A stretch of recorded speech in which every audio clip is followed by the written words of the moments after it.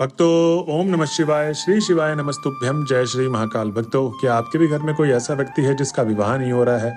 उसके विवाह के लिए आप लोग बहुत ज्यादा उपाय करके देख लिए, बहुत ज्यादा ज्योतिषी को भी उसकी कुंडली दिखा दिए, लेकिन वो बोलते तो हैं कि उस बच्चे का विवाह हो जाएगा, लेकिन विवाह होता ही नहीं है। भक्तों, क्या आपके जीवन में ये भी समस्याएं चल रही है कि जो आपका बेटा है या बेटी है, उसकी एज बहुत ज्यादा हो गई, 30 से 32 साल का हो गया है, और आपको बस ये चिंता सताई रहती है कि मेरे बेटे या बेटी की शादी कब होगी?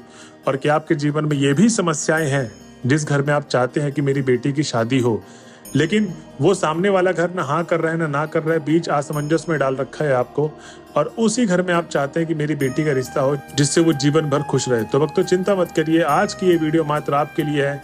कैसे करना है, कब करना है, पूरा एकदम मैं आपको डिटेल में समझाऊंगा। बस मेरी आपसे यही दरखास्त है कि जो भी गुरुदेव जी के बताए गए उपाय हैं उसको कृपया करके कहीं पर लिख ले और एकदम लास्ट तक सुनिएगा, क्योंकि भक्तों, गुरुदेव जी कहते हैं कि ज्यादातर भक्त गलती ये क्या करते हैं कि आधा अधूरा उपाय करके आ जाते हैं या गलत तरीके से उपाय करते हैं, क्योंकि पूरा उपाय सही तरीके से सुनते नहीं है, और सुनते भी हैं तो आप लिखते नहीं हो, और जब भी आप उपाय करने जाते हो तो गलत तरीके से उपाय करके आ जाते हैं। तो इसीलिए बस मेरी आपसे यही दरखास्त है कि जो भी आज के उस उपाय में गुरुदेव जी के द्वारा बताया जाएगा उपाय आपको, उसको कृपया करके लिख लें, और जब भी आप उपाय करने जाएं तो उसको देख लें, तो आपको सारा का सारा उपाय स्मरण हो जाएगा, और वैसे वैसे ही आप उपाय करके आएंगे जैसा जैसा गुरुदेव जी ने आपको बताया है।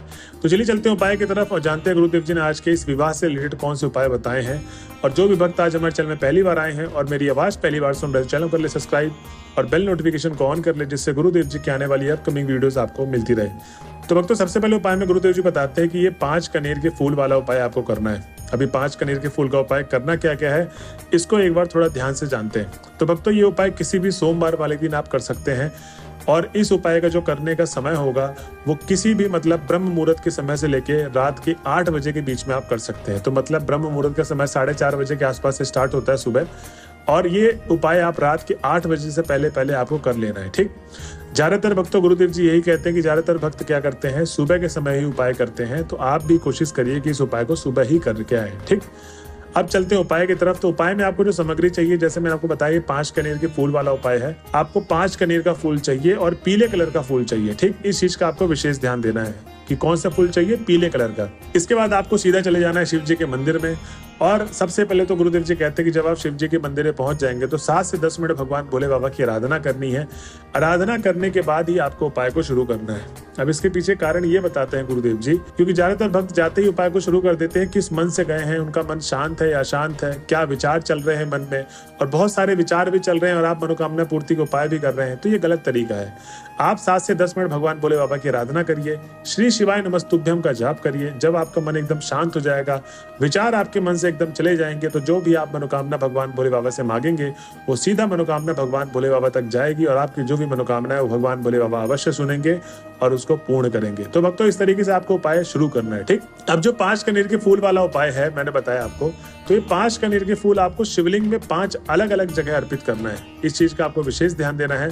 गुरुदेव जी कहते हैं कि जो भी मैं आपको जगह बताऊंगा, पहले, दूसरी, तीसरी, चौथी, 5वीं, ऐसे ही आपको भी करना है। मतलब ये नहीं कि आप पहले ही 5वीं मिक्स कर दें। ठीक, तो जो पहला वाला फूल अर्पित करना है आपको, कनेर का फूल, वो शिवलिंग का सबसे ऊपर वाले भाग पे आपको अर्पित करना है। कहाँ पर करना है?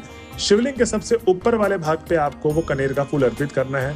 उसके बाद जो दूसरा फूल आप अर्पित करेंगे वो अशोक सुंदरी, माता अशोक सुंदरी के स्थान पे आपको अर्पित करना है। जो दाहिने हाथ में विराजमान होती है माता अशोक सुंदरी, वहीं पर आपको दूसरा कनेर का फूल अर्पित कर देना है। उसके बाद जो तीसरे कनेर के फूल की बारी आती है वो आपको हस्त कमल में अर्पित करना है। ठीक, उसके बाद चौथा कनेर का फूल आपको अर्पित करना है गणेश भगवान की जगह पे। अब जिन भक्तों को गणेश जी की जगह नहीं पता है शिवलिंग में कहाँ है, तो जैसे कि दाएं हाथ में माता अशोक सुंदरी का स्थान है, ऐसे ही बाएं हाथ में गणेश भगवान का स्थान है। तो आपको चौथा कनेर का फूल गणेश भगवान के स्थान पे आपको समर्पित कर देना है। उसके बाद जो 5वां और अंतिम फूल होगा वो आपको करना है जलाधारी वाले भाग पे। जी हाँ भक्तों, गुरुदेव जी कहते हैं कि इसी तरीके से आपको 5 अलग अलग जगह कनेर के फूल समर्पित करने हैं भगवान भोले बाबा के शिवलिंग पे।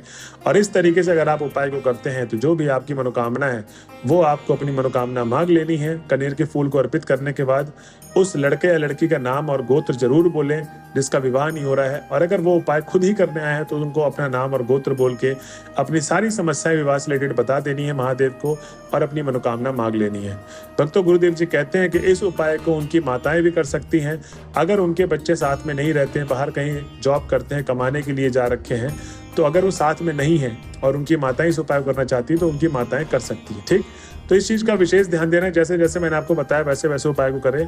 तो भक्तों, ये थी आज की वीडियो। अगर आप वीडियो के लास्ट तक आ गए हैं तो श्री शिवाय नमस्तुभ्यम लिखना ना भूलें। ऐसे गुरुदेव जी की आपको इस चैनल के माध्यम से बहुत अच्छी वीडियो मिलती रहेगी, तो हमारे चैनल को सब्सक्राइब भी कर लें। मिलते हैं अगले वीडियो में, जब तक के लिए बने रहे हमारे चैनल में। हर हर महादेव।